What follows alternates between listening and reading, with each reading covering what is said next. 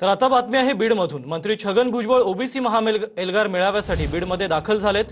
मंत्री पंकजा मुंडे, आमदार धनंजय मुंडे यांनाही निमंत्रण देणार आहेत। 2 सप्टेंबरचा जीआर रद्द करण्याच्या मागणीसाठी बीडमध्ये मेळावा सुरू झालाय।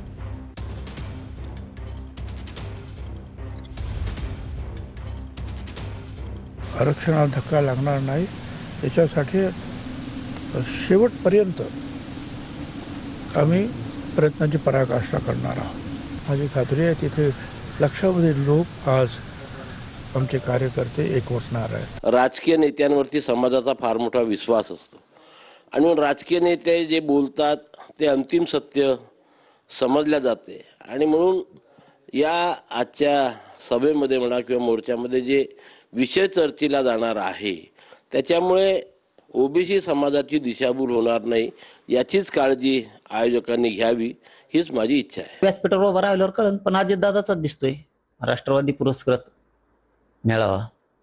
हो, तोच आहे, कारण त्यांना अजितदादाला संपवायचं असेल त्या दोघा तिघाला नसता मग अजितदादाने सांगितलं असं काढा, कारण का आपलं रोख ठोकाचं त्यांचेच लोक आहेत सगळे। आता बीड जिल्ह्यात मराठीचं मतदान नको का अजितदादाला? परळीत बी नको का? निवडून आल्यावर म्हणतो होय, निवडून आल्यावर मला पाडीत म्हणले होते तर मी पडलो नाही। अच्छा, निवडून आल्यावर हा मोर्चा कुठच्याही पक्षाचा पुरस्कृत नाही, तो राष्ट्रवादीचा नाही, तो बीजेपीचा नाही, तो कुठल्याही शिवसेनेचा नाही, काँग्रेसचा नाही। हा आहे महात्मा फुले समता परिषद प्रणीत ओबीसी एल्गार।